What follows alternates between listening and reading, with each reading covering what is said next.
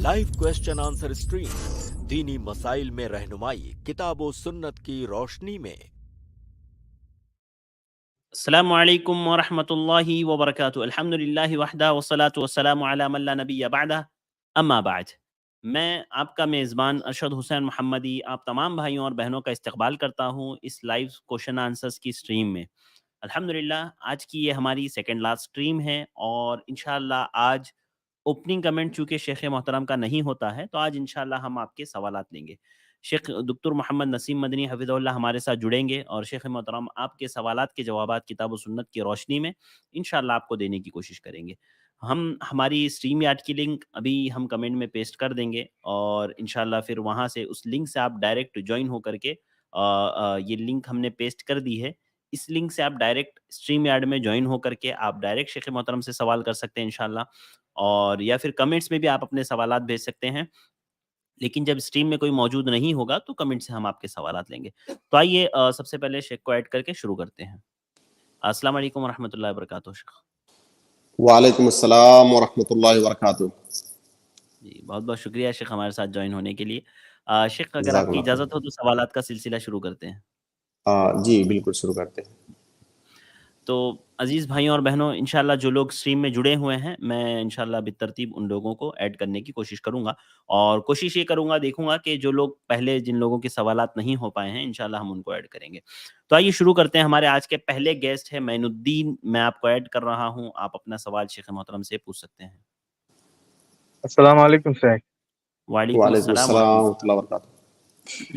जैसे हम कुछ आदमी बताते हैं कि बीबी से 6 महीने से ज्यादा दिन नहीं दूर रहना चाहिए। क्या जैसे अगर हम 6 महीने से ज्यादा दूर रहते हैं, जैसे हम बाहर हैं, सऊदी में अभी आए हैं, जी तो क्या हम गुनहगार होंगे? कुछ इसके बारे में बताइए। बिस्मिल्लाह वल्हम्दुलिल्लाह वस्सलातु वस्सलामु अला रसूलिल्लाह। भाई का सवाल ये है कि कोई शौहर अपनी बीवी से कितने दिनों तक दूर रह सकता है।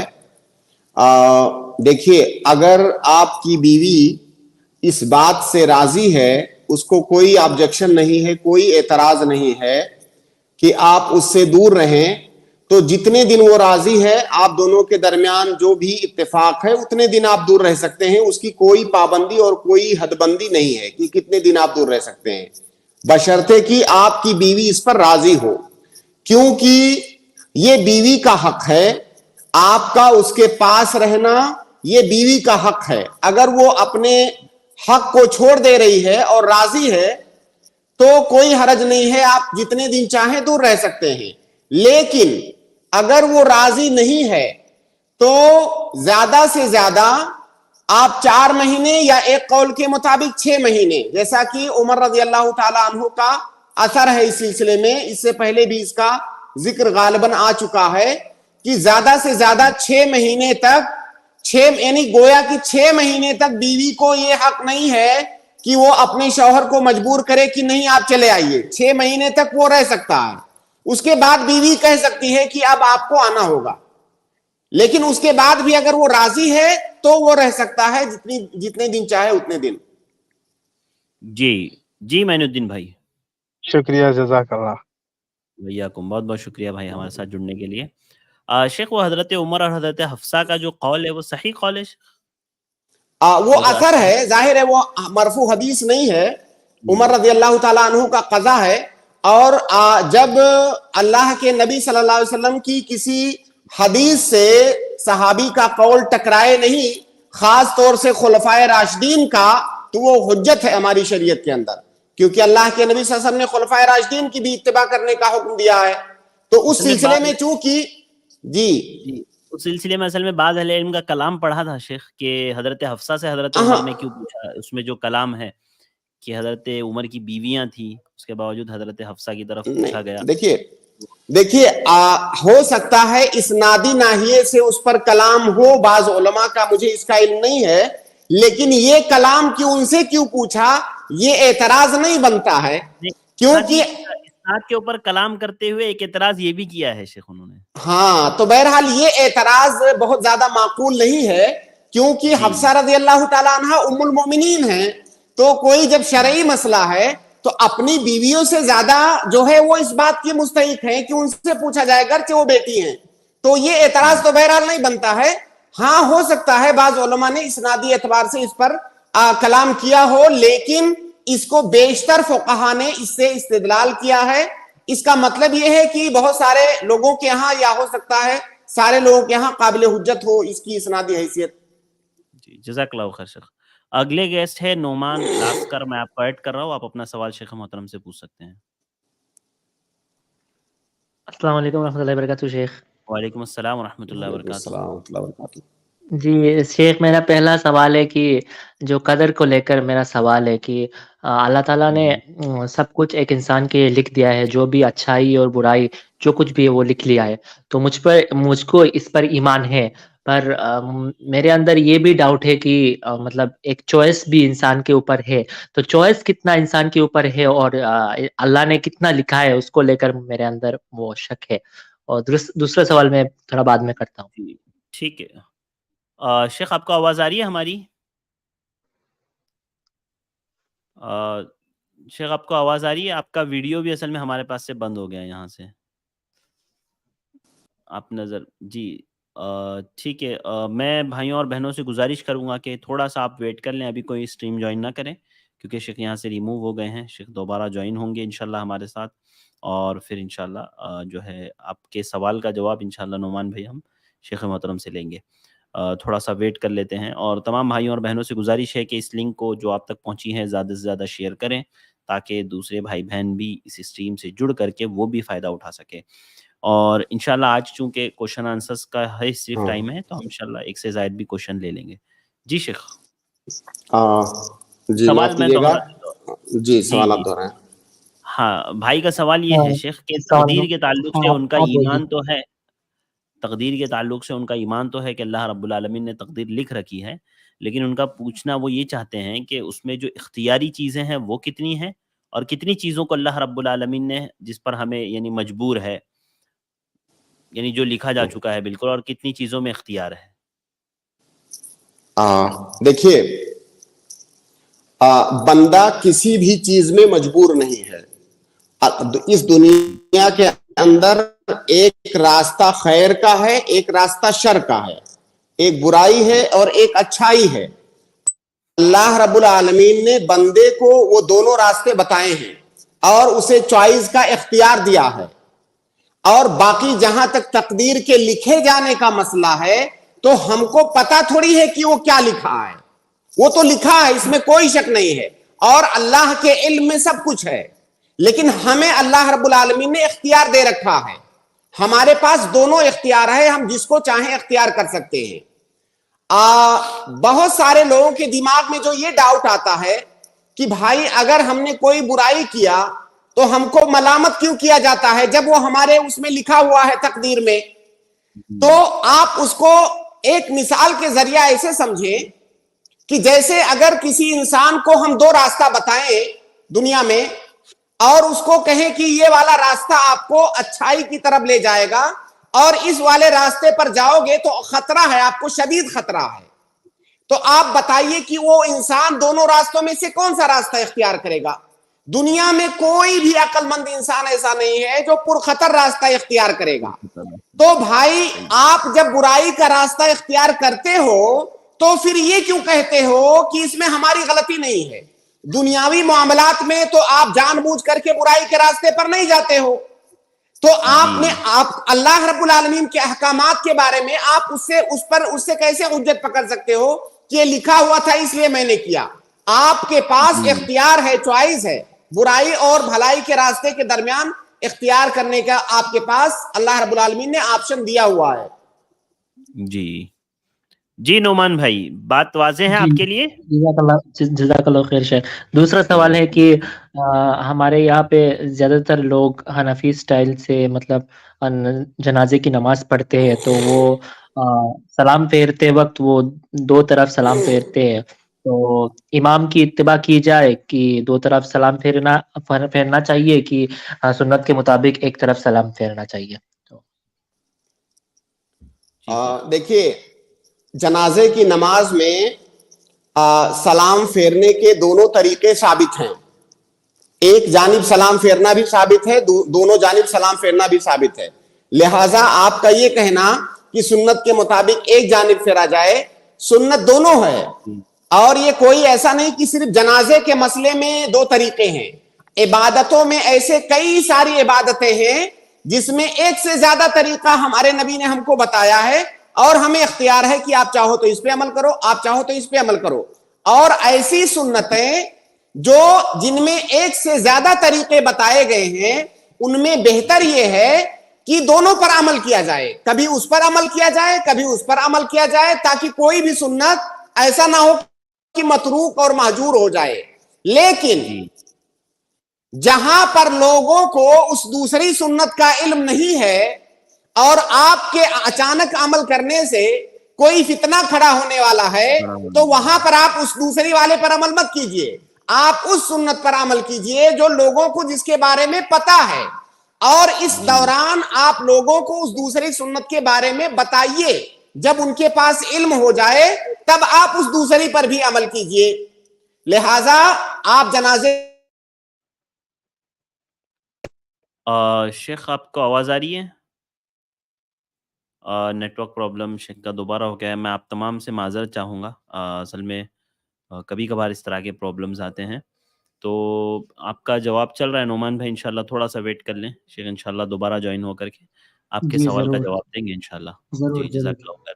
اور کمنٹس میں بھی جو لوگ سوال کر رہے ہیں انشاءاللہ میں دیکھ رہا ہوں, اگر ممکن ہوا تو آخر میں ہم جو ہے کمنٹ سے سوالات لیں گے, ورنہ اسٹریم کے سوالات کو ہم پہلے ترجیح دیتے ہیں تاکہ جو ہے واضح جوابات مل سکیں. جی شیخ. تو بھائی کے سوال میں آخری بات یہ کہ آپ جس امام کے پیچھے نماز پڑھ رہے ہیں آپ اس کی اتباع کیجئے. اگر وہ ایک جانب سلام پھیر رہا ہے تو آپ ایک جانب پھیریے, دونوں جانب پھیر رہا ہے تو دونوں جانب پھیریے, اور دونوں طریقے ثابت.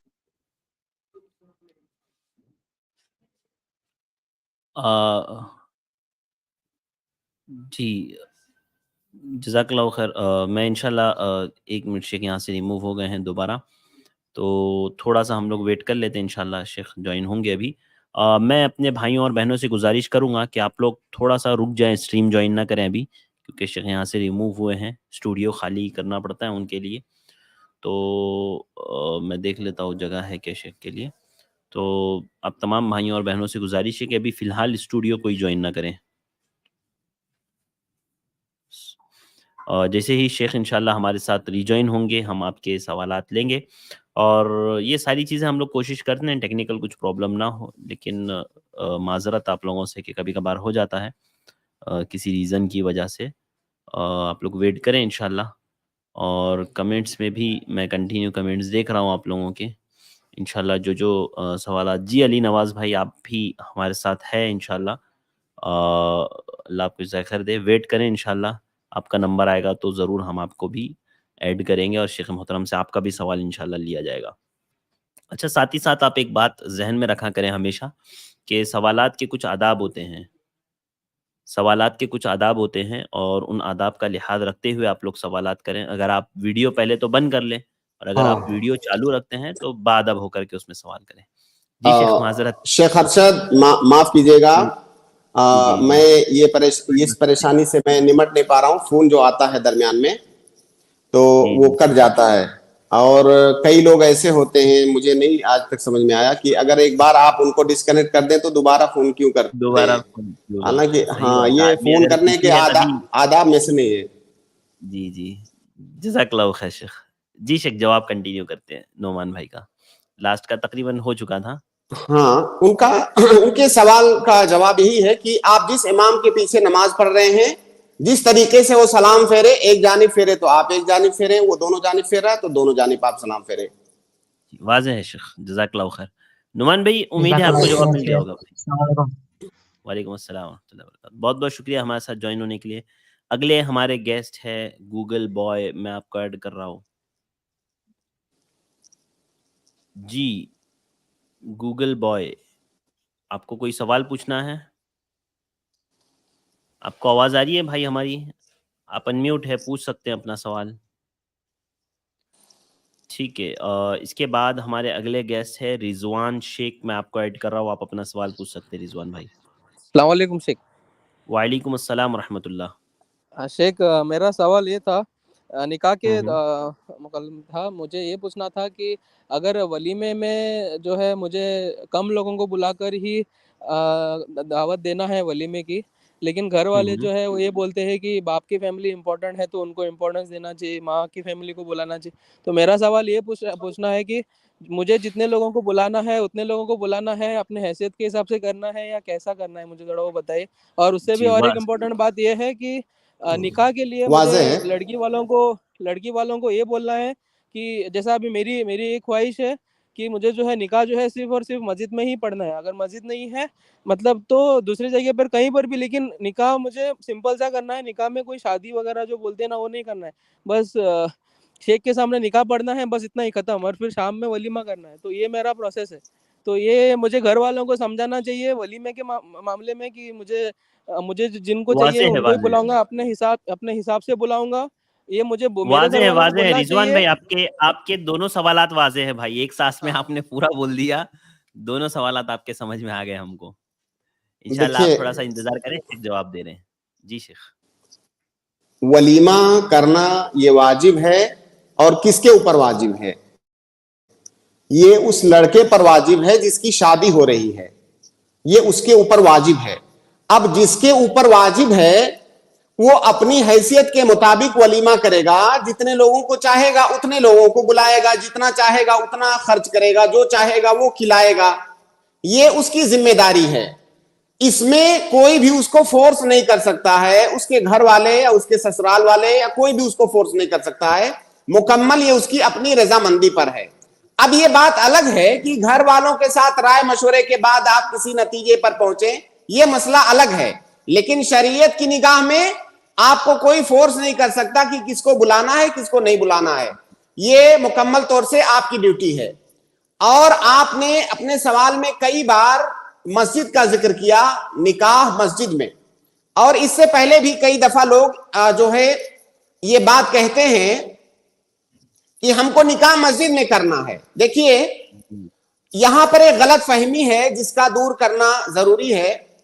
اللہ کے نبی صلی اللہ علیہ وسلم سے پوری زندگی میں ایک بار مسجد میں نکاح پڑھانا ثابت ہے.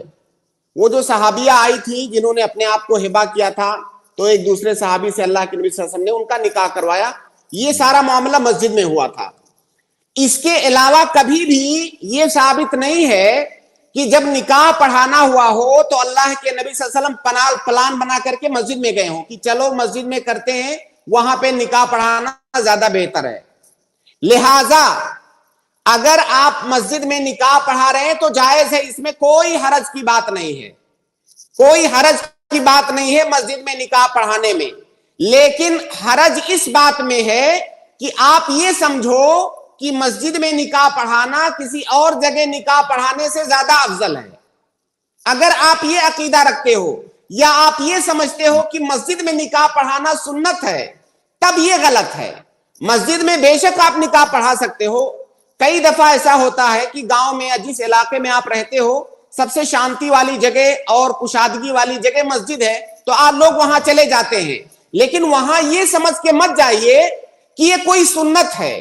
آپ مسجد میں بھی نکاح پڑھا سکتے ہو، کہیں اور بھی نکاح پڑھا سکتے ہو، تو اس کا سنت سے کوئی تعلق نہیں ہے. البتہ یہ جائز ہے، بلا شبہ جائز ہے. اور آپ نے آخر میں ایک بات کہی کہ جو ہے شادی میں اپنے حساب سے کرنا چاہتا ہوں، یا جو شادی میں فنکشن اور جو چیزیں پارٹیاں وغیرہ لوگ کرتے ہیں، تو ظاہر ہے شادی آپ کی ہے، اس کا فیصلہ آپ کرو گے، اور لڑکی والوں کو اختیار نہیں کہ آپ کو کسی بھی بات پر وہ فورس کریں. بس کوشش آپ یہ کریں کہ آپ فضول خرچی سے، اسراف سے بچیں، اور زیادہ سے زیادہ شریعت کے دائرے میں رہتے ہوئے یہ سارے کام انجام دیں. جی رضوان بھائی. رضوان بھائی آپ کی آواز نہیں آ رہی ہے، جواب مل گیا آپ کو؟ رضوان بھائی آپ کی آواز نہیں آ رہی ہے. امید ہے آپ کو جواب مل گیا ہوگا. میں یہاں سے آپ کو ریموو کر رہا ہوں. جزاک اللہ خیر، بہت بہت شکریہ ہمارے ساتھ جڑنے کے لیے. اگلے ہمارے گیسٹ ہے شہاب الدین. میں آپ کو ایڈ کر رہا ہوں، آپ اپنا سوال پوچھ سکتے ہیں شہاب الدین بھائی.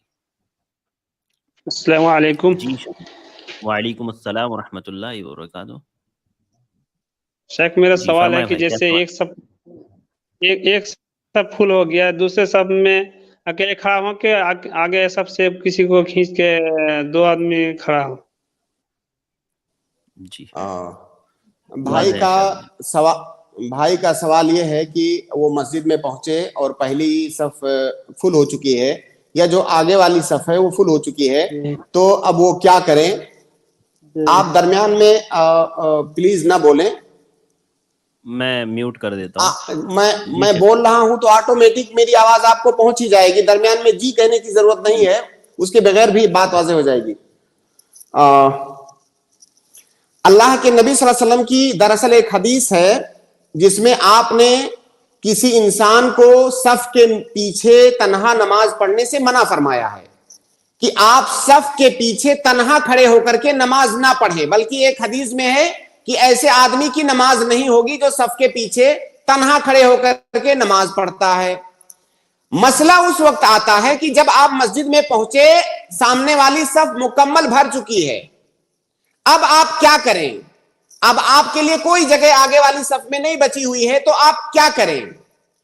بعض علماء نے کہا ہے کہ ایسی صورت میں آپ آگے والی صف سے کسی انسان کو کھینچ کر کے پیچھے کر لیں تاکہ آپ کو اکیلے نہ کھڑا ہونا پڑے.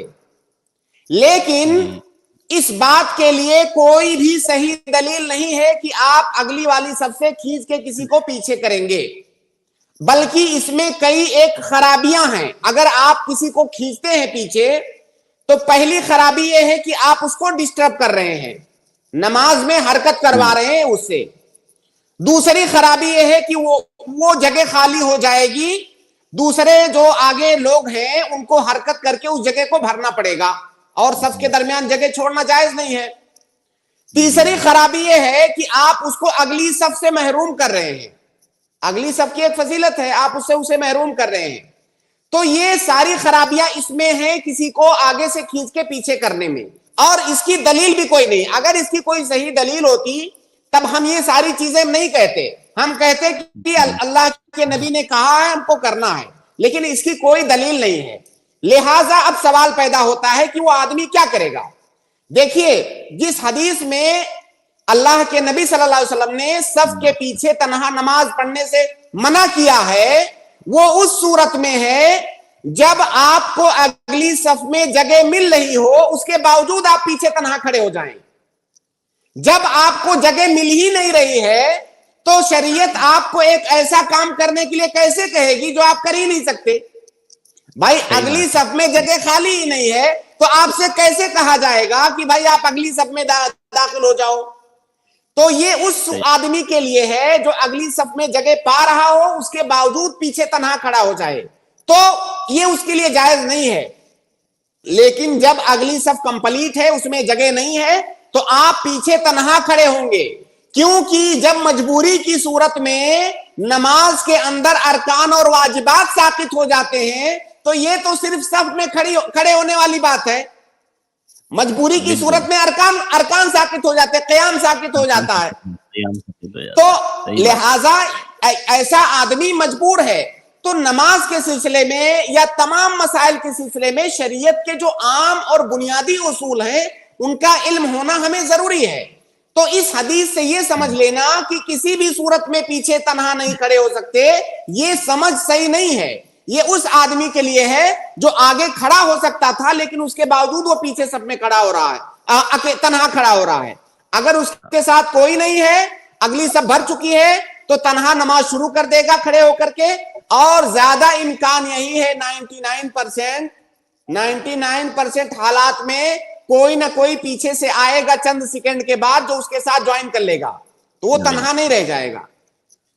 صحیح بات ہے, واضح ہے. جزاک اللہ خیر. جی شہاب الدین بھائی, امید ہے آپ کو جواب مل گیا ہوگا. شہاب الدین بھائی آپ میوٹ ہے, میں آپ کو انمیوٹ کر دیتا ہوں. جی شہاب الدین بھائی, پھر سے دوبارہ آپ میوٹ ہو گئے بھائی. جزاکم اللہ خیر, احسن الجزا. آمین آمین. بہت بہت شکریہ ہمارے ساتھ جوائن ہونے کے لیے. اس کے بعد اگلے گیسٹ کو میں ایڈ کر رہا ہوں. اگلے گیسٹ ہے علی نواز. آپ اپنا سوال شیخ محترم سے پوچھ سکتے ہیں. السلام علیکم شیخ. وعلیکم السلام میرا ورحمۃ یہ اللہ. میرا یہ سوال تھا کہ شادی سے جو پہلے جو جاتے ہیں، نکاح سے پہلے بارات جو نکلتی ہے مسجد میں، جو لڑکے کو لے کے جایا جاتا ہے نماز پڑھنے کے لیے، یہ اس کا کیا ثبوت ہے؟ یہ سنت سے ہے یا کیا ہے؟ یہ اس کا ثبوت کیا ہے شریعت میں؟ اس کی کیا معنی ہے؟ اور ایک سوال اور تھا کہ بنا رفع دین کی نماز ہوتی ہے یا نہیں؟ جی شیخ. پہلا دو سوال سوال. بھائی کا یہ ہے کہ جب بارات جانے لگتے ہیں، دولہا تیار ہو جاتا ہے تو اس کو لے کر مسجد میں جاتے ہیں نماز پڑھوانے. بھائی یہ کون سی نماز ہے؟ کوئی سبب ہونا چاہیے اس کے لیے. اگر بغیر سبب کے آپ کو نماز پڑھنا ہے تب اس کے لیے کوئی خاص وقت نہیں ہے. اگر کسی خاص وقت میں آپ نماز پڑھ رہے ہیں، کسی خاص موقع پر، تب تو اس کے لیے سبب ہونا چاہیے، اور کوئی سبب یہاں پر ہے نہیں، لہٰذا اس کا شریعت سے کوئی تعلق نہیں ہے. بہت سارے لوگ تو کلمہ بھی پڑھاتے ہیں اس کو، دولہے کو، اس سے پہلے سمجھتے، اور وہ اس کلمہ اس سے پڑھانے کا مطلب یہ ہے کہ اس کے بارے میں فیصلہ سنا رہے ہوتے ہیں کہ بھائی تم اب تک مسلمان نہیں تھے، کلمہ پڑھ کے پہلے مسلمان بن جاؤ. یعنی گویا کہ ایک دوسرے لفظوں میں یہ کہہ رہے ہوتے ہیں کہ تم کافر تھے، اب مسلمان بن جاؤ. تو یہ سب خرافات ہے، اس کا جو ہے شریعت سے کوئی تعلق نہیں ہے کہ جو ہے جب بارات جانے لگے تو اس کو مسجد میں لے جاؤ نماز پڑھانے، ایسی کوئی چیز نہیں ہے. دوسرا سوال کیا ہے بھائی کا؟ دوسرا سوال رفع الیدین. جی رفع الیدین کیا نماز ہو جائے گی کیا پوچھ رہے ہیں؟ دیکھیے رفع الیدین کرنا یہ مستحب ہے، سنت ہے، اور اگر کسی نے رفع الیدین نہیں کیا تب بھی اس کی نماز صحیح ہے.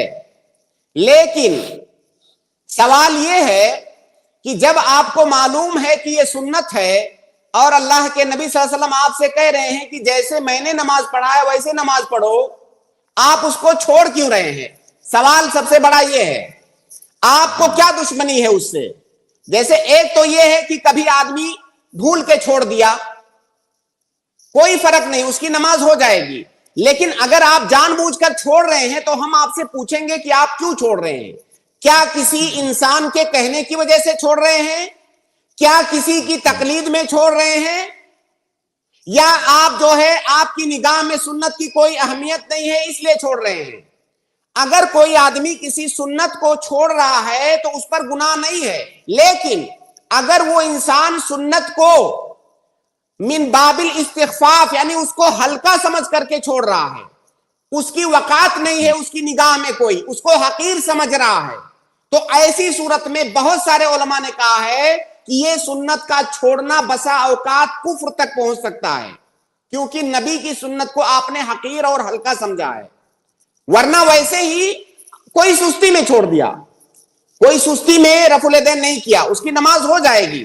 اس میں کسی کا کوئی اختلاف نہیں ہے کہ رفع الیدین مستحب ہے، اس کے بغیر نماز ہو جائے گی. لیکن آپ اپنے آپ سے پوچھ لیجئے کہ آپ چھوڑ کیوں رہے ہیں. واضح ہے شیخ. جی علی نواز بھائی، امید ہے آپ کو جواب مل گیا ہوگا. یہ شیخ یہ تو مطلب یہ بدعت نہ کہلاتا، یہ جو نماز جو نکاح سے پہلے جو جاتا پڑھنے کے لیے تو وہ بدعت ہی نہ کہلایا شیخ؟ بالکل، اگر اس کو شریعت سمجھ کے کر رہا ہے تو بدعت ہے. جی جی جی جزاک اللہ خیر. شکریہ علی نواز بہت بہت شکریہ ہمارے ساتھ جڑنے کے لیے. اگلے ایک گیسٹ ہیں ہمارے ابراہیم بھائی، میں آپ کو ایڈ کر رہا ہوں، آپ اپنا سوال شیخ محترم سے پوچھیں. السلام علیکم ورحمۃ اللہ. وعلیکم السلام ورحمۃ اللہ وبرکاتہ. وعلیکم السلام ورحمۃ اللہ وبرکاتہ. جی میرا سوال یہ ہے کہ دادا کے رہتے ہوئے باپ کا انتقال ہو جائے تو یعنی پوتا کو دادا کے ترکہ میں سے کچھ بھی نہیں ملتا ہے، تو یہ مجھے حکمت کے ساتھ عقلی دلیل کے ساتھ سمجھنا ہے، کیونکہ بہت سارے لوگ اسے بولتے ہیں کہ اسلام میں جتنے بھی قوانین ہیں سب میں عدل و انصاف کے لیے ہی ہے. تو یہ مطلب بظاہر کیسے معلوم ہو رہا ہے کہ ایک آدمی ہے جس کے باپ کا انتقال ہو گیا، اس کے سر سے مطلب کہ ایک سایہ ہٹ گیا تو پھر اس کو کچھ نہیں ملے گا، یہ کیسے ہو سکتا ہے؟ تو یہ کیوں ہے، اس کے پیچھے حکمت کیا ہے؟ کیونکہ اسلام کے ہر اس میں حکمت ہے، تو اسی کو مجھے جاننا ہے. دیکھیے اسلام اللہ رب العالمین کا جو بھی حکم ہے وہ حکمت سے خالی نہیں ہے، یہ ہمارا ایمان اور عقیدہ ہے، اور اگر یہ ایمان اور عقیدہ ہم نہ رکھیں تو ہم کافر ہو جائیں گے کہ اللہ کا ہر حکم اس کے اندر حکمت ہے۔ لیکن اللہ تعالیٰ کے جو احکام ہیں ضروری نہیں ہے کہ آپ کو جب اس کی حکمت کا پتہ ہو تبھی آپ اس پر عمل کریں گے، کیونکہ یہاں پر میں آپ سے سوال پوچھوں گا کہ آپ کا عقیدہ ہے کہ جنت اور جہنم ہے، آپ مجھے سمجھائیے عقلی دلیل سے کہ جنت اور جہنم ہے۔ کیا آپ مانتے ہیں کہ جنت اور جہنم ہے؟ بالکل جی آپ مجھے سمجھائیے۔ نہیں تو یہ تو غائب کے اوپر ہے بھائی یہ غیب یہ تو ہے غائب نا، ٹھیک ہے وہ غیب ہے۔ ہم آپ سے کوئی ایسی چیز پوچھتے ہیں جو سامنے کی چیز ہے۔ ابھی جی جو ہے تھوڑی دیر کے بعد عشاء کی نماز ہونے والی ہے، 4 رکعت ہوگی، اور جی ابھی جی ہم نے تھوڑی دیر پہلے مغرب کی نماز 3 رکعت پڑھی ہے، تو وہ 3 کیوں ہے، وہ 4 کیوں ہے؟ کیا حکمت ہے اس کی؟ تو یہ شریعت اللہ تعالیٰ نے یہ مقرر کر دیا ہے کہ اس طرح سے پڑھنا ہے۔ نبی صلی اللہ علیہ وسلم کے ذریعے سے ہمیں بتا دیا گیا ہے کہ مغرب کی نماز کی اتنی رکعت ہے اور ہاں جی ٹھیک ہے، یہ تو بتا دیا گیا، لیکن دونوں جی میں فرق کیوں کیا گیا اس کو عقل سے سمجھائیے مجھے۔ نہیں کیوں کیا یہ تو اس کے بارے میں تو کوئی بتا نہیں سکتا جب تک کہ اس کوئی کے نہیں، پھر بھی آپ ایمان لاتے ہیں نا، پھر بھی آپ بالکل ایمان بالکل لاتے ہیں۔ ہاں جی بالکل۔ اب آپ اپنے سوال کا جواب سنیے۔ تو اللہ رب العالمین کے جتنے بھی احکام ہیں، بہت سارے احکام کی حکمتیں آپ کو سامنے سے بتا دی گئی ہے کہ اس کی وجہ یہ ہے، آپ کو اس حکمت پر بھی ساتھ میں ایمان لانا ہے۔ جن احکام کی حکمتیں آپ کو نہیں بتائی ہے اور اس کے باوجود بھی آپ کو کوئی حکمت سمجھ میں آتی ہے تو آپ اس حکمت کو مانیے اور اس حکم پر عمل کیجئے۔ لیکن اگر آپ عقلی دلیل سے کسی چیز کی حکمت کو ثابت نہیں کر پا رہے ہیں، اس کا یہ مطلب نہیں ہے کہ اس حکم کے اندر کوئی خرابی اور کوئی کمی ہے۔ اس بات کو دماغ میں اچھے سے بیٹھا لیجئے کہ اگر آپ شریعت کے کسی حکم کو اپنی عقلی دلیل سے، سائنٹیفک دلیل سے ثابت نہیں کر پا رہے ہیں تو اس کا یہ مطلب نہیں ہے کہ اس حکم کے اندر کوئی خرابی ہے کیونکہ آپ ثابت نہیں کر پائے۔ تو سب سے پہلے اس اصول کو دماغ میں بٹھا لیجئے، اس کے بعد آپ کے سوال پر آتے ہیں۔ آپ نے کہا کہ اگر جو ہے باپ کی وفات ہو جاتی ہے، دادا زندہ ہے، تو پوتے کو اپنے دادا کے حصے میں کے پراپرٹی میں میراث نہیں ملتا ہے، یہ شریعت کا حکم ہے۔ لیکن یہ تھوڑا سا ناقص ہے، یہ کمپلیٹ نہیں ہے۔ اس کو پوتے کو دادا میں کب نہیں ملے گا؟ جب اس دادا کے پاس دوسرے بچے موجود ہوں گے تب نہیں ملے گا۔ اگر فرض کیجئے اس کے پاس دوسرے بیٹے بیٹیاں نہیں ہیں تب ان لوگوں کو ملے گا۔ لیکن اگر اس کے پاس بیٹے دوسرے، یعنی یہ جو بچے ہیں، چھوٹے بچے، ان کے چچا نہیں ہیں تب ان کو ملے گا۔ اگر ان کے چچا ہوں گے تو نہیں ملے گا۔ اصل حکم یہ ہے۔ اب اگر اس کو ہم سمجھنا چاہیں کہ اس میں عدل کہاں ہے تو ہم اس کو ایسے سمجھ سکتے ہیں کہ دیکھیے ہماری شریعت میں جو میراث دیا گیا ہے اس میں کس چیز کو مد نظر رکھا گیا ہے؟ اس میں یہ دیکھا گیا ہے کہ جو پانے والا ہے اس پانے والے کا اور جس کے مال میں سے پا رہا ہے دونوں کے درمیان جو قرابت داری ہے، جو رشتہ ہے، وہ کتنا قریبی ہے، اس رشتے کے اندر کتنی قوت ہے۔ اب اگر کوئی بہت زیادہ قوت والا رشتہ موجود ہے تو اس قوت والے رشتے کی موجودگی میں جو دور والا رشتہ ہے کم قوی وہ نہیں پائے گا۔ اب اگر اس دادا کا دوسرا بیٹا موجود ہے تو بیٹے کا رشتہ زیادہ قوی اور قریبی ہے کہ پوتے کا قوی ہے؟ پوتا دور ہے بیٹے سے، تو اس لیے بیٹا پائے گا، پوتا نہیں پائے گا۔ ٹھیک ہے، اگر وہ بیٹا موجود نہیں ہوتا تو آٹومیٹک جب جو قوی ہے وہ نہیں موجود ہوتا تو جو دور والا ہے وہ پا جاتا۔ یہ ایک بات۔ دوسری بات یہ کہ ہمارے سماج میں جو نظام چل رہا ہے، جو سسٹم چل رہا ہے، اصل میں وہ سسٹم باج ہے۔ باج کا مطلب سمجھتے ہیں؟ وہ سسٹم جو ہے باج ہے۔ جب ہمیں پریشانیاں آتی ہیں تب ہم شریعت کے نظام میں حکمت ڈھونڈنے لگتے ہیں، اور وہ پریشانیاں ہم نے خود پیدا کی ہوئی ہیں۔ اگر ہم اسلامی سسٹم سے چلتے تو یہ آپ کا سوال بنتا ہی نہیں، یا بہت کم بنتا۔ وہ ایسے کہ وہ جو باپ مرا ہے، ان چھوٹے بچوں کا جو باپ مرا ہے بھائی، وہ ایک انسان تھا، اس کے پاس بھی کچھ ہوگا کہ نہیں ہوگا؟ اگر اسلامی سسٹم سے چلیں گے تو اس کے پاس بھی اس کی کمائی ہوئی جائیداد رہے گی۔ ایسا نہیں ہوگا کہ کما کے پورا باپ اور بھائیوں کے نام کر دے گا۔ اس کے پاس اپنا کمایا ہوا مال وہ چھوڑ کے جائے گا، تو جو کما کے چھوڑ کے جائے گا اس کے بچے پائیں گے۔ تو ہم پہلے جو ہے خود اپنی طرف سے غلطی کرتے ہیں۔ بھائی وہ جو بیٹا کما رہا ہے، 10 سال 20 سال کمایا بیٹا، اور پورا باپ کے نام کرتے چلا گیا، اب اچانک ایک دن اس کی وفات ہو گئی، تو ظاہر ہے جب تم پہلے غلطی کیے ہو تو تمہارے بچے تو محروم ہوں گے ہی۔ اگر آپ سسٹم سے چلتے تو آپ کے بچوں کو ملتا۔ تو یہ غلطی ہماری اور آپ کی ہے، یہ اسلام کے سسٹم کی غلطی نہیں ہے۔ اسلام کا سسٹم یہ ہے کہ ہر آدمی کا مال اس کا اپنا مال ہے۔ اگر ان بچوں کے باپ کا مال ان کا اپنا مال ہوتا ہے تو ان بچوں کو آٹومیٹک مل جاتا، اور ہو سکتا ہے دادا سے زیادہ ملتا، دادا میں جتنا ملتا اس سے زیادہ ملتا۔ تو غلطی ہم نے کی ہے تو یہ ہماری غلطی ہے، یہ سسٹم کی غلطی نہیں ہے، اسلامی سسٹم کی۔ تیسری اور آخری بات یہ ہے کہ اگر بسا اوقات کچھ کیسز میں ایسا ہوتا ہے کہ جو باپ مرا ہے اور اس کے بچے چھوٹے ہیں، باپ کے پاس اتفاق سے کوئی جائیداد بھی نہیں تھی، غریب تھا، اب وہ جو دادا ہے، دادا میں سے تو ان بچوں کے چچاؤں کی موجودگی میں تو دادا میں سے ان کو ملے گا نہیں میراث کچھ۔ اب دادا کے لیے مستحب ہے، جس کو کہ تمام فقہا نے ذکر کیا ہے، بلکہ کچھ لوگوں نے تو واجب بھی کہا ہے، دادا کے لیے مستحب ہے کہ اپنے پوتوں کو کچھ وہ وصیت کر دے، کیونکہ پوتے تو وارث ہیں نہیں، اور جو وارث نہیں ہیں ان کے لیے آپ وصیت کر سکتے ہو۔ وصیت سے بھی بہترین طریقہ یہ ہے کہ آپ کچھ ہبہ کر دو، ان کو کچھ گفٹ کر دو۔ کس نے روکا ہے؟ کیا اسلامی نظام نے آپ کا ہاتھ پکڑا ہوا ہے؟ جس طرح سے یہ سوال آپ کے دماغ میں آتا ہے تو یہ حکم شریعت نے جب بتا دیا ہے تو اس پر عمل کرنے سے کون روک رہا ہے؟ تو وہ دادا کو اگر اپنے پوتوں سے ہمدردی ہے تو بھائی ان کو 10-5 لاکھ کی پراپرٹی گفٹ کر دو نا، یا ان کے نام 10-5 لاکھ جو ہے وصیت لکھ دو، آٹومیٹک ان کو مل جائے گا۔ تو راستہ اس کا موجود ہے۔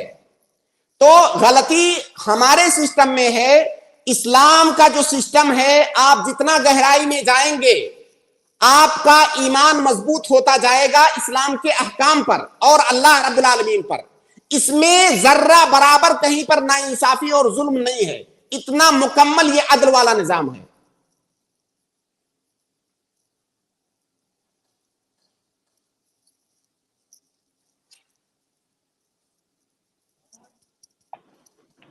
جزاکم اللہ خیرا احسن الجزا۔ شیخ اور ایک سوال تھا کہ ایک رکعت میں کتنے رفع الیدین کتنے مرتبہ کرنا چاہیے؟ جب آپ نماز شروع کریں تکبیر تحریمہ کے وقت رفع الیدین کریں، اس کے بعد جب رکوع میں جانے لگیں تب رفع الیدین کریں، اور جب رکوع سے اٹھیں تب رفع الیدین کریں۔ یہ کتنے ہو گئے؟ 3۔ جی ابراہیم تو یہ 2 رکعت میں جو مطلب کہ پہلے مطلب 2 رکعت میں بیٹھتے ہیں، اس کے بعد تیسری رکعت کے لیے کھڑے ہوتے ہیں، تو اس وقت بھی رفع الیدین کرنا پڑے گا؟ بالکل اس وقت بھی رفع الیدین کرنا ہے، لیکن آپ نے 1 رکعت میں پوچھا تھا تو اس لیے میں نے 1 رکعت والا جواب دیا۔ جی ٹھیک ہے بہت بہت شکریہ، بہت بہت شکریہ ہمارے ساتھ جڑنے کے لیے ابراہیم بھائی۔ اگلے ہمارے گیسٹ ہے مسلم، میں آپ کو ایڈ کر رہا ہوں، آپ اپنا سوال شخص سے پوچھ سکتے ہیں۔ السلام علیکم۔ وعلیکم السلام ورحمۃ اللہ وبرکاتہ۔ جی کسی کے ساتھ نیکی کرنا، کسی کے ساتھ نیکی کرنا اور اس سے دل میں یا زبان پہ اس سے نیکی کی عزت رکھنا، یعنی کہ مدد کرنا، نیکی اس کی بدلے عزت دل میں رکھنا، تو کیا یہ مدد کہلائے گی؟ مدد اور نیکی تو اللہ کے لیے ہوتی ہے، تو نیکی کا کانسیپٹ آپ بتا دیجیے۔ میں سوال بالکل بھی نہیں سمجھ سکا شیخ ارشد, اگر آپ سمجھے ہو تو سوال مجھے بھائی کا سمجھائیں. یہ ہے شیخ, سوال بھائی کا یہ ہے کہ ہم اگر کسی کی مدد کرتے ہیں یا کسی کی ہیلپ کرتے ہیں, لیکن دل میں ہماری یہ ہے کہ اجرت لیں گے ہم اس سے, تو کیا یہ مدد ہوئی, کیا اس کا اجر ملے گا؟ مدد کا کانسیپٹ کیا ہے وہ پوچھ رہے ہیں بس. دیکھیے, آپ کے دل, آپ کسی کی مدد کر رہے ہیں, کسی کے ساتھ احسان کر رہے ہیں, ہیلپ کر رہے ہیں, اور دل میں یہ رکھے ہیں کہ میں اجرت لوں گا, تو آپ کو اجرت نہیں ملے گی. اجرت مطلب یعنی پیسہ مجھے چاہیے, اور وہ دل میں رکھے ہوئے ہیں, آپ نے اس کے ساتھ کوئی اگریمنٹ نہیں کیا ہے, کوئی بات نہیں کیا ہے, تو آپ کو کچھ بھی نہیں ملے گا. اگر آپ کو لینا ہے تو پہلے آپ کو اس سے اتفاق کرنا ہوگا کہ میں آپ کا یہ کام کروں گا, میں اتنا لوں گا, تبھی آپ کو ملے گا, ورنہ آپ کو کچھ نہیں ملے گا. یہ ایک بات. دوسری بات, اور یہ احسان نہیں ہے, یہ جو اجرت کا معاملہ ہے نا, یہ احسان نہیں ہے. یہ تو آپ نے کچھ کیا اور اس سے سامنے والے سے کچھ لیا, تو اس کو احسان نہیں کہا جاتا ہے, اس کو اجرت کہا جاتا ہے. آپ کسی کے ساتھ کوئی احسان کرنا چاہتے ہیں تو ظاہر ہے یہ لوجہ اللہ ہونا چاہیے, اللہ کی رضا کے لیے ہونا چاہیے, کہ میں جو مدد کر رہا ہوں میں اس سے اللہ رب العالمین کا اجر و ثواب چاہتا ہوں. آپ اس کی مدد کیجئے, خاموش ہو جائیے. اور سب سے اہم بات اس مسئلے میں یہ ہے کہ جب آپ کسی کی ہیلپ کریں تو آپ اس کے اوپر احسان مت جتلائیں کہ میں نے بعد میں کرنے کے بعد میں نے تمہارے لیے یہ کیا. وَلَا تُبْطِلُوا صَدَقَاتِكُمْ بِالْمَنِّ وَالْأَذَىٰ. آپ نے کسی کے ساتھ بھلائی کیا, اب بعد میں جب بھی موقع آتا ہے اس پر احسان جتاتے ہیں, تو وہ جو آپ نے کام کیا ہے نا اس کا کچھ بھی نہیں ملے گا آپ کو. یا وہ جو آپ نے مدد کیا ہے اس مدد کے بدلے کوئی پھر تکلیف دے رہے ہیں کہ میں نے تو اس کے ساتھ بھلائی کیا ہے, اب تھوڑا تکلیف دینا تو بنتا ہے, تو اس طرح کی کوئی بات آپ کر رہے ہیں تو اس کا آپ کو کوئی بھی اجر نہیں ملے گا. اور یہ بہت بڑی پریشانی ہے جس کو کئی سارے لوگ نہیں سمجھتے ہیں, کہ اپنی نیکیاں اور دوسروں کے ساتھ جو وہ بھلائی کیے رہتے ہیں اس کو احسان جتلا کر کے برباد کر لیتے ہیں. اللہ کے نبی صلی اللہ علیہ وسلم کی ایک حدیث ہے کہ اللہ رب العالمین 3 طرح کے لوگ ایسے ہیں جن کی جانب قیامت میں نظر رحمت نہیں کرے گا, ان سے بات نہیں کرے گا. ان میں سے ایک کون ہے؟ المنان, جو احسان جتاتا ہے. کسی کے ساتھ آپ نے بھلائی کر دیا, جب بھی موقع آ رہا ہے کسی نہ کسی طرح بول کر کے, اشاروں میں, کسی حرکت سے احسان جتلا دے رہے ہیں تاکہ بھائی تھوڑا دب کے رہو آپ. تو اگر آپ ایسا کر رہے ہیں تو دنیا میں تو جو اس کا فائدہ آپ اٹھا لیں گے, آخرت میں آپ کو اس پر کچھ بھی نہیں ملے گا, بلکہ اس کے لیے سخت وعید ہے. جی واضح ہے شیخ. جی بھائی. جی شیخ, یہ جس طریقے سے دل و دماغ میں کانسیپٹ بنا ہوا ہے کہ مدد کی جائے تو غریبوں کی جائے, یعنی کہ ایک دل و دماغ میں, اور جس طریقے سے جیسے پیسے والا آدمی ہو گیا تو اس کو بھی جیسے مدد کی ضرورت ہوتی ہے تو بہت سے لوگ اگنور کر دیتے ہیں یا جس طریقے سے کر دیتے ہیں, تو یہ بھی ایک واضح کرتے ہیں آپ اس چیز کو, شکل صورت دیکھ کے مدد کرنا. دیکھیے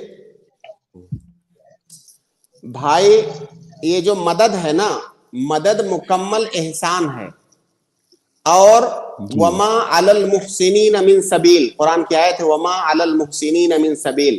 جو آدمی احسان کر رہا ہے آپ کے اوپر, آپ اس سے مطالبہ نہیں کر سکتے ہیں کہ بھائی ایسا کرو ویسا کرو, ایسا کیوں نہیں کیے ویسا کیوں نہیں کیے, آپ نے نہیں کیا میری مدد تو غلط کیا.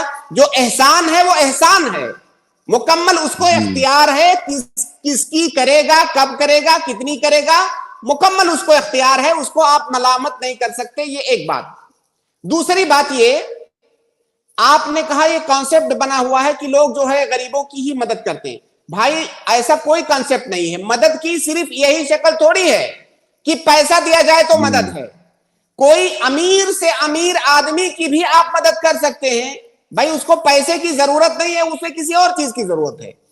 تو مدد کا تعلق صرف پیسے سے نہیں ہے, بہت ساری چیزیں ہیں جس سے بھی اس کے ساتھ آپ کوئی بھلائی کر دو وہ مدد ہے.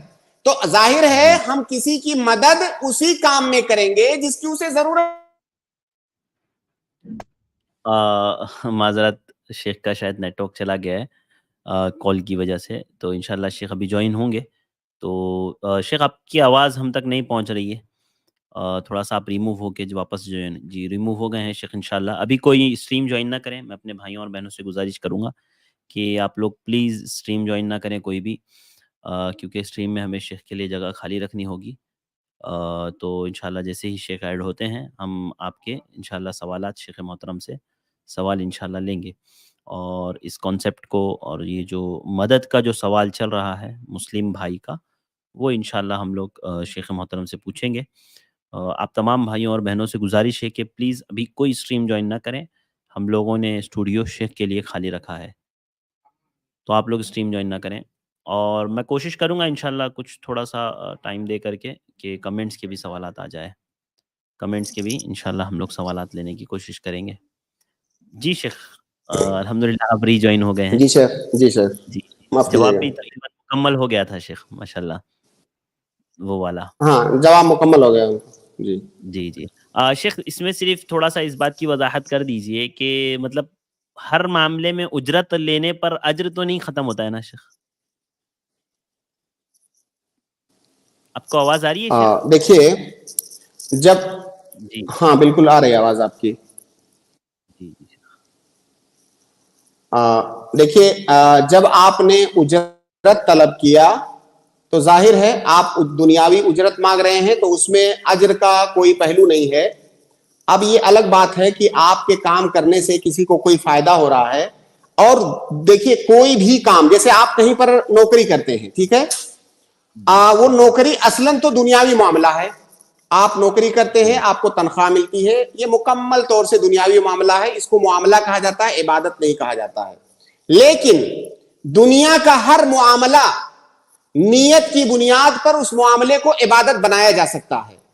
وہ کیسے کہ آپ جو نوکری کر رہے ہیں, آپ کا مقصد ہے کہ آپ وہ نوکری کریں گے, اس سے تنخواہ ملے گی, اسے آپ اپنے بچوں پر خرچ کریں گے, کیونکہ اللہ تعالیٰ کا حکم ہے بچوں پر خرچ کرنا. آپ اس سے صدقہ کریں گے, اس سے کوئی نیک کام کریں گے, اس پر آپ کو اجر ملے گا. جی جی جی جی واضح ہے شیخ, واضح ہے. جی بہت بہت شکریہ شیخ. اس کے بعد میں ہمارے اگلے گیسٹ عبداللہد کو جوائن کر رہا ہوں. عبداللہد بھائی آپ شیخ محترم سے اپنا سوال کر سکتے ہیں. شارٹ میں سوال کر لیں عبداللہد بھائی. السلام علیکم ورحمۃ اللہ وبرکاتہ. وعلیکم السلام ورحمۃ اللہ وبرکاتہ. جی شیخ محترم, سوال یہ ہے کہ ہمارے یہاں دیہاتوں میں جیسے بکری وغیرہ ہاں پالنے کا جو رواج ہے تو ٹھیک پالتے ہے ہیں اور بیچتے بھی ہیں, لیکن سوال ٹھیک یہ ہے کہ غیر مسلم جب اپنے تہوار ان کے جب آتے ہیں تو ہم لوگوں کے پاس وہ خریدنے کے لیے آتے ہیں, اور بہت ساری عورتیں بہت سارے مرد حضرات بیچتے بھی ہیں. تو کیا یہ جان کر کے بھی یہ جانور غیر اللہ کے نام پر ذبح ہونے والا ہے؟ ایسی صورت میں کیا ہمارا عمل ہونا چاہیے, ذرا نصیحت کیجیے. واضح ہے. جی شیخ. ولا تعاونوا على الاثم والعدوان, تعاونوا على البر والتقوى ولا تعاونوا على الاثم والعدوان. گناہ پر اور عدوان پر تعاون مت کرو. اور گناہ کی جو سب سے بڑی شکل ہے وہ ہے شرک. اگر کوئی آدمی شرک کرنے جا رہا ہے تو کسی طرح سے اس کی مدد کرنا, اس میں حصہ لینا, یہ جائز نہیں ہے. جب آپ کو کنفرم پتا ہے کہ اس چیز کے ذریعہ شرک کیا جائے گا, اسے غیر اللہ پر چڑھایا جائے گا, اس کے باوجود بھی اگر آپ دے رہے ہیں تو یہ اس میں مدد ہے, اس لیے نہیں کرنا چاہیے, بالکل حرام ہے. جی جزاک اللہ خیر شیخ. جی جی شیخ عبداللہد واضح بھائی. ہے.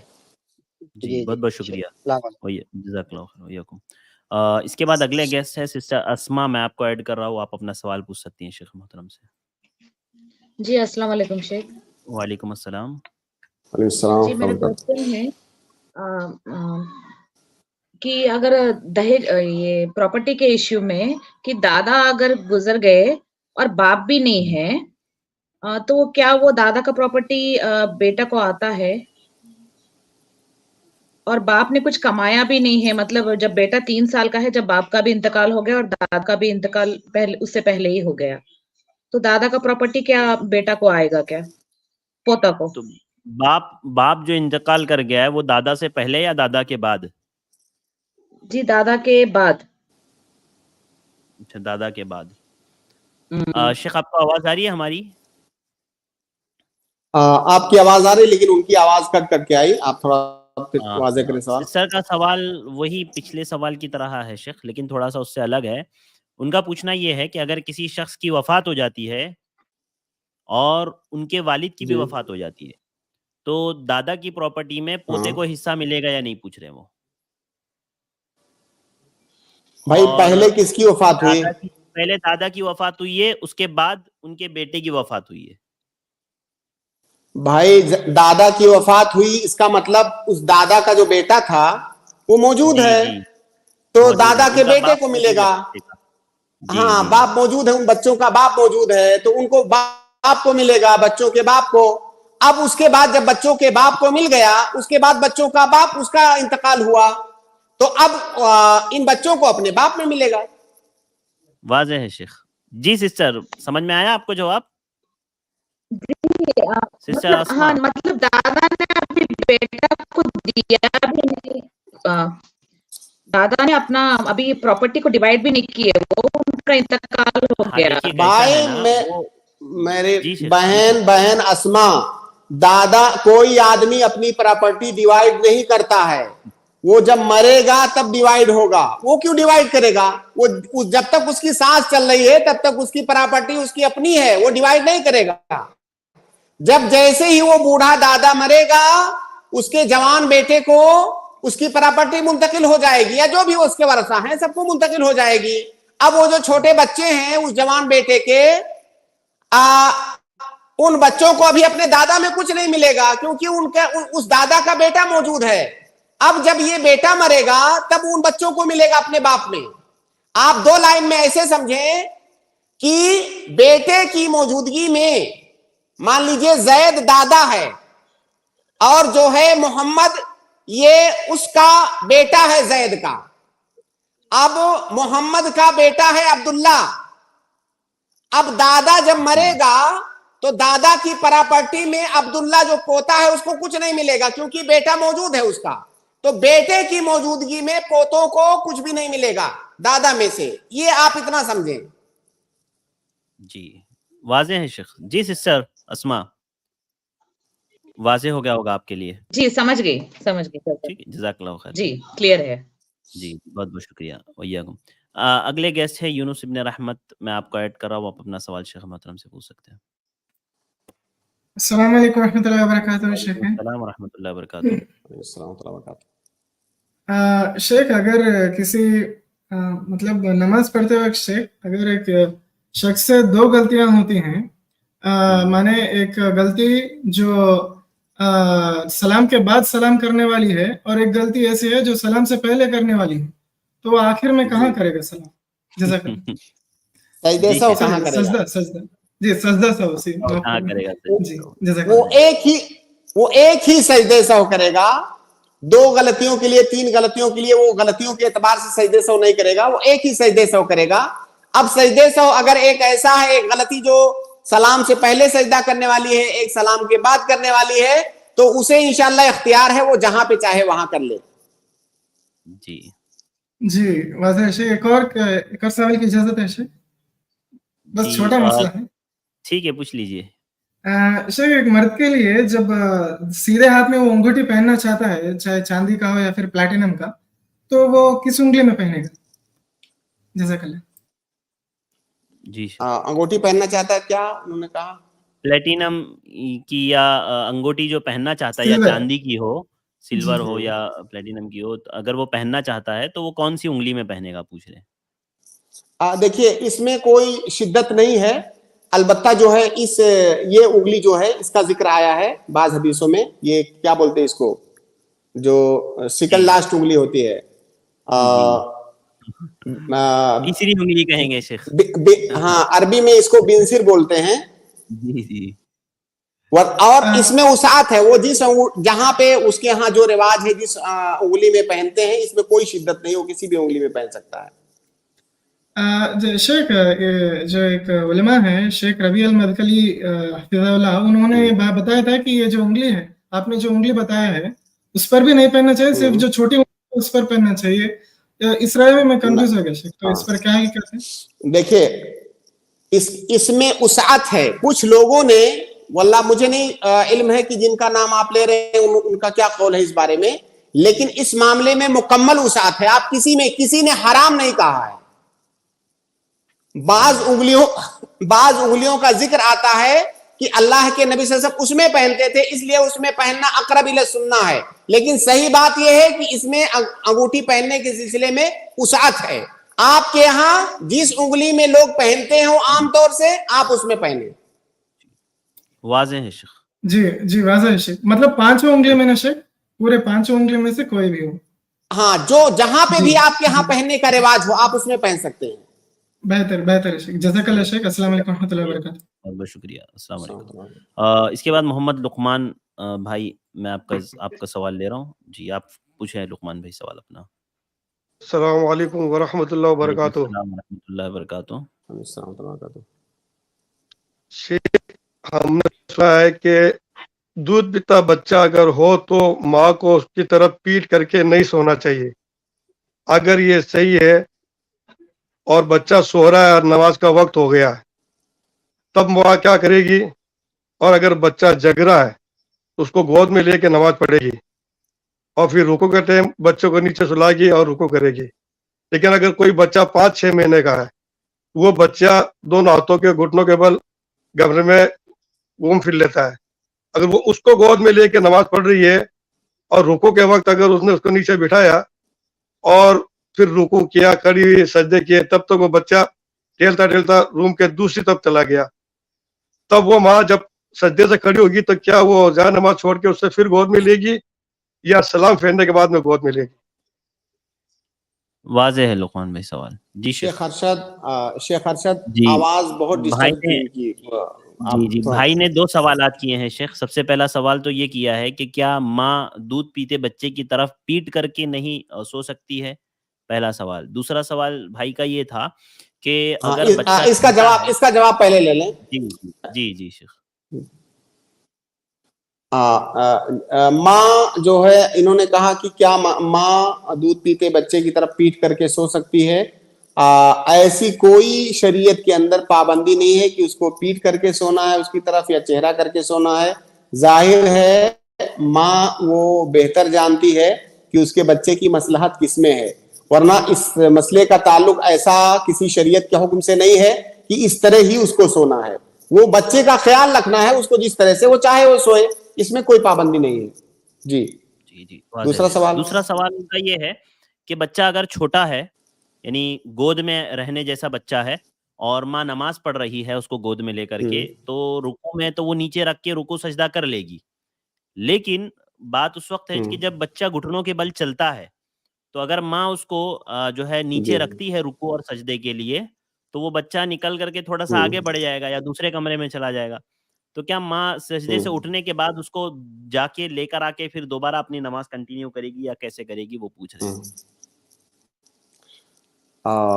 اگر پہلی بات تو یہ کہ اگر گھر میں کوئی ایسا انتظام ہو کہ کوئی بچے کو سنبھال سکتا ہو یا کوئی ایسا جھولا وغیرہ ہے جس میں بچے کو سلا سکتے ہیں، لٹا سکتے ہیں، تو بہتر یہ ہے کہ بچے کو ہاتھ میں اٹھا کر کے آپ نماز نہ پڑھیں، کیونکہ اس کے لیے آپ کو مختلف طرح کی حرکتیں نماز میں کرنی پڑیں گی، اور نماز میں حرکت کرنا اسی وقت جائز ہے جب وہ آپ کی ضرورت ہو.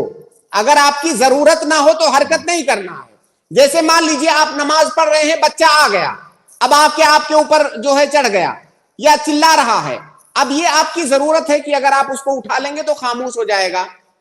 تو جب آپ کی ضرورت ہو تو بچے کو گود میں لے کر کے آپ نماز پڑھ سکتے ہیں. لیکن یہ اگر ضرورت نہ ہو، کوئی سنبھالنے والا ہو یا کوئی انتظام ہو، تو وہ انتظام کر کے آپ نماز شروع کریں.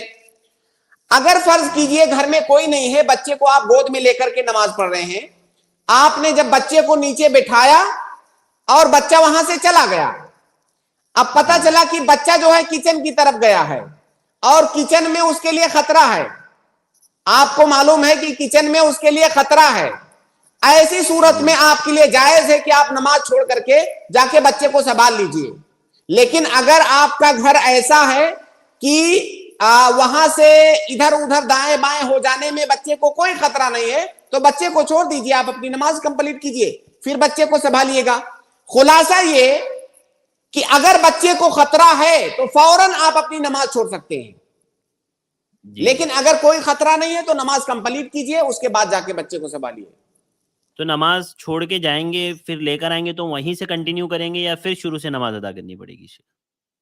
اصل میں وہاں ان کا سوال دیکھیے اگر تھوڑا سا اگر آپ کو تھوڑی سی حرکت کرنی پڑ رہی ہے، تھوڑا دائیں بائیں ہوا ہے بچہ، تب تو آپ بچے کو اٹھا کر کے وہیں کنٹینیو کیجئے۔ لیکن اگر آپ مان لیجیے دوسرے کمرے میں چلا گیا وہ بچہ، اتنی اگر آپ حرکت کر رہے ہیں تو یہ مناسب نہیں ہے کہ آپ وہاں سے کنٹینیو کریں۔ اتنی حرکت سے آپ گویا کہ نماز سے نکل گئے ہیں، آپ پھر دوبارہ نماز پڑھیے۔ واضح ہے شیخ جی۔ لقمان صاحب شیخ میرا یہی سوال ہے کہ اسی روم کے اندر ماں اکیلی ہے اور بچہ اسی روم کے اندر 4-6 قدم دور چلا گیا، پیچھے کی طرف چلا گیا، اب وہ اٹھ کے سجدے سے کھڑی ہو کے بچوں کو گود میں لے سکتی ہے؟ نہیں گود میں نہیں لے سکتی ہے۔ اگر کوئی خطرہ ہے تو لے سکتی ہے، ورنہ چھوڑ دے بھائی، پہلے سے انتظام کر لینا، کمرہ وغیرہ بند کر دے، گھر میں کوئی ایسی چیز نہ رکھے جس سے بچہ اپنے آپ کو نقصان پہنچا لے، اور نماز پڑھے۔ اگر اس کو اسی وقت بڑھ کر کے وہاں سے حرکت کر کے اسی وقت گود میں لے سکتی ہے جب بچے کو کوئی خطرہ ہو۔ اگر بچہ کمرے میں کھیل رہا ہے تو کیا دقت ہے، اس کو کھیلنے دیجئے، آپ نماز کمپلیٹ کر لیجئے۔ واضح ہے میری بات واضح ہے شیخ ارشد یا نہیں؟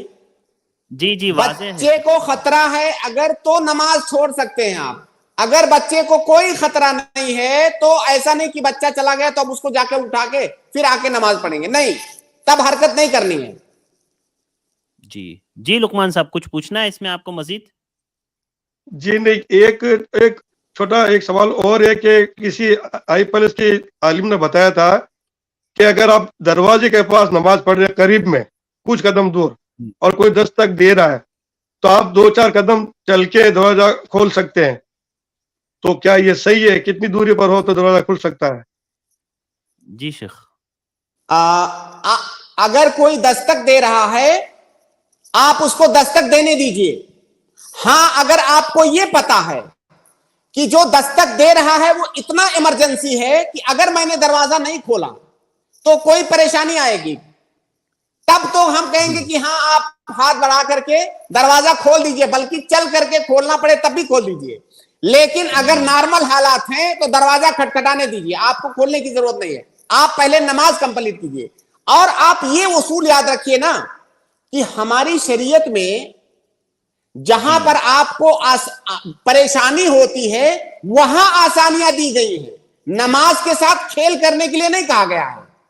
بھائی جہاں جہاں پریشانی ہو رہی ہے میں آپ کو بتا رہا ہوں، ہاں آپ یہ کر لیجئے، آپ ایسا کر لیجئے، آپ کو جہاں کوئی دقت نہیں ہے وہاں نماز میں حرکت نہیں کرنا ہے، آپ کو حرکت اسی وقت کرنا ہے جب کوئی پریشانی ہو آپ کو، تب حرکت کرنا ہے۔ اس لیے اگر کسی نے ایسا آپ سے کہا ہے کہ آپ کو کوئی سخت ضرورت نہیں ہے پھر بھی جا کر کے دروازہ کھول دیجئے، اس نے غلط کہا ہے۔ نہیں، اگر کوئی سخت ضرورت ہے آپ کو تب آپ حرکت کر سکتے ہیں، ورنہ حرکت نہیں کر سکتے۔ اور آپ کے کل کے سوال میں نے آپ کو بتایا تھا کہ فرض نماز اور نفل نماز میں ایک بنیادی فرق یہ ہے کہ فرض نماز جب آپ نے شروع کر دیا تو آپ اس کو درمیان میں نہیں توڑ سکتے، کوئی عذر آ جائے تبھی توڑ سکتے ہیں۔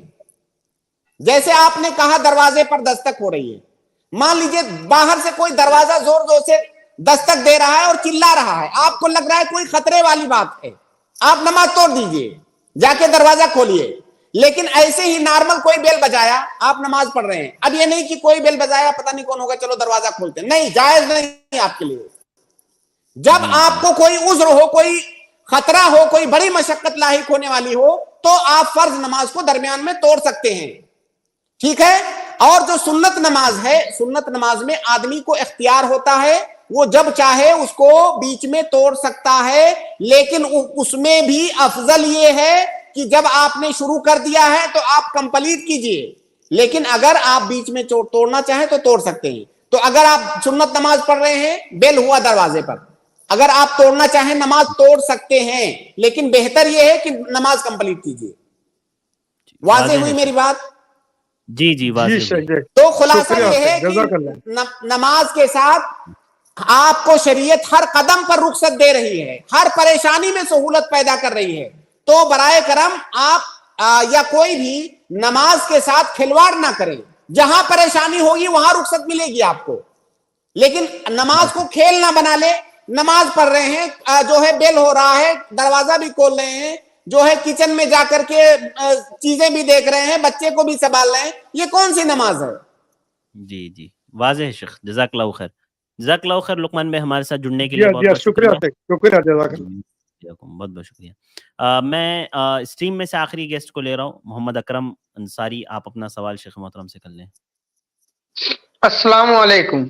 وعلیکم السلام ورحمۃ اللہ. شیخ میرا سوال یہ ہے کہ جو نماز پڑھتے سمے ہم جیسے کہ جو ہمارے مسلمانوں میں بہت ایسا آدمی ہے جیسے کہ جو نماز پڑھتے سمے گھٹنے کے نیچے کپڑے رکھتے, لیکن میں نے نماز پڑھتے سمے میں گھٹنے کے اوپر رکھ دیا تھا, لیکن معلوم نہیں ہے اس کو ایمان ہے کیا نہیں ہے. اس انسان کو اس نے آ کر کے مجھے تھپڑ جڑ دیا, تو کیا میں اس گھٹنے کے نیچے کپڑا رکھ کے نماز پڑھ سکتا ہوں کیا, جیسے کہ پاجامہ وغیرہ جو بھی پہنا ہو؟ شاید ارشد بھائی شاید یہ ٹخنا کہنا چاہ رہے ہیں, وہ گھٹنا کہہ دے رہے ہیں. ہاں ٹخنا ٹخنے سے نیچے کی بات ہے. جی شیخ دیکھیے, ٹخنے سے نیچے کپڑا پہننا یہ حرام ہے, چاہے نماز کی حالت میں ہو یا نماز سے باہر ہو, ہر حالت میں ٹخنے سے نیچے کپڑا پہننا یہ حرام ہے. ایک نہیں متعدد حدیثیں اس سلسلے میں آئی ہوئی ہیں, اور ایسے آدمی کے بارے میں بھی اللہ رب العالمین کی طرف سے وعید ہے کہ ایسے آدمی کو اللہ تعالیٰ قیامت کے دن اس پر نظر رحمت نہیں کرے گا, اس سے کلام نہیں کرے گا, اس کا تزکیہ نہیں کرے گا, جیسا کہ حدیث کے اندر آیا ہے, اور اس کے لیے جہنم ہے. اس طرح سے حدیث میں 3-4 وعیدیں اس کے لیے ہیں.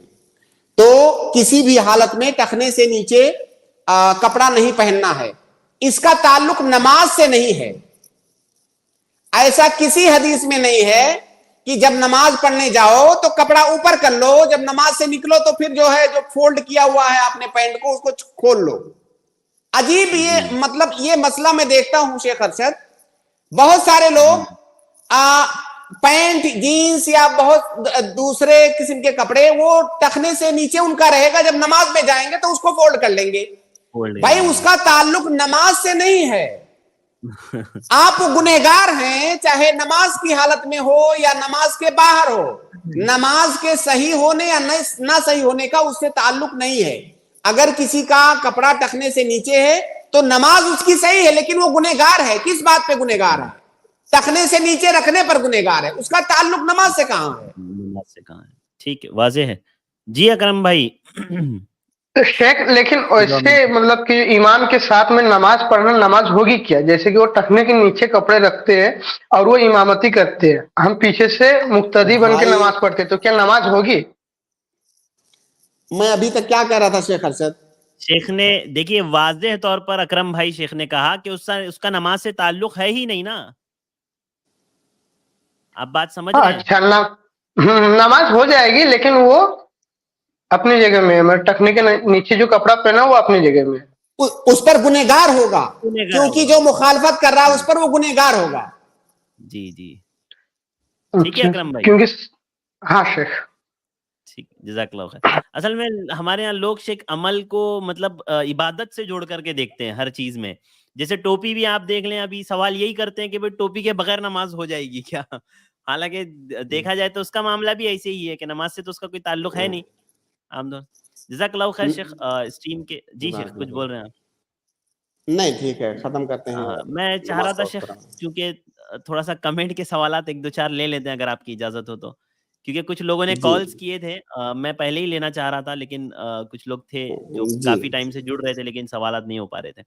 تو لے لوں شیخ اگر آپ کی اجازت ہو تو؟ جی بالکل. جزاک اللہ خیر. میں صرف چنندہ لے رہا ہوں شیخ, کافی سوالات ہیں لیکن اس میں سے کچھ لے رہا ہوں. ایک سوال یہ ہے شیخ, انہوں نے پوچھا ہے کہ لڑکیاں شیخ اگر لڑکیاں عالمہ بنے تو کیا انہیں دین کی تبلیغ کرنا ضروری ہے ان کے لیے بھی؟ دیکھیے ہر مسلمان پر دین کی تبلیغ ضروری ہے, لیکن اتنی ہے جتنی اس کے پاس علم ہے. جتنا جس چیز کا علم نہیں ہے اس کی تبلیغ آپ کو نہیں کرنی ہے. دوسری بات, لڑکیوں کی تبلیغ کا دائرہ ہے. جیسے مرد جو ہے جا کے تقریریں کرتے ہیں, سوشل میڈیا پہ ویڈیو اپلوڈ کرتے ہیں, لوگوں کے سامنے آتے ہیں, عورت کو ایسا نہیں کرنا ہے. وہ اپنے عورتوں کے سرکل میں رہتے ہوئے وہ دین کی باتیں عورتوں کو بتائے, لیکن وہ باتیں جس کا اسے علم ہے. ایسا نہیں کہ وہ مفتی بننے کے شوق میں وہ فتوے دینے بیٹھ جائے. پہلے علم حاصل کرے پختہ, اس کے بعد جتنا علم ہو اس کے مطابق عورتوں کے اندر وہ دعوت کا کام کرے, اور ایک دائرے میں رہتے ہوئے. جزاک اللہ خیر شیخ. ایک سوال یہ ہے شیخ کہ ایک بھائی ہے, انہوں نے سوال یہ پوچھا ہے کہ ایک لڑکا لڑکی تھے جنہوں نے بھاگ کر کے نکاح کر لیا, ان کے جبھی ان کے ولی راضی نہیں تھے. اب بھاگ کر کے نکاح کرنے کے بعد وہ لوگ دوبارہ آئے اور پھر انہوں نے چاہا کہ نکاح کر لیں. لڑکی کے گھر والوں نے اجازت تو دے دی لڑکی, لیکن لڑکی کے گھر والے کوئی آنے کے لیے تیار نہیں. انہوں نے کہا ٹھیک ہے تم لوگ نکاح پڑھا لو اور ایک مرتبہ, لیکن آنے کے لیے کوئی تیار نہیں ہے.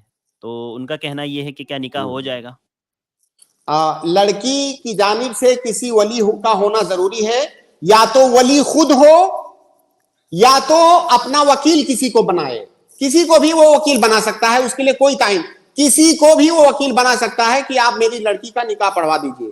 تو اس ولی کا ہونا یا اس کے وکیل کا ہونا یہ ضروری ہے. جی جزاک اللہ خیر شیخ.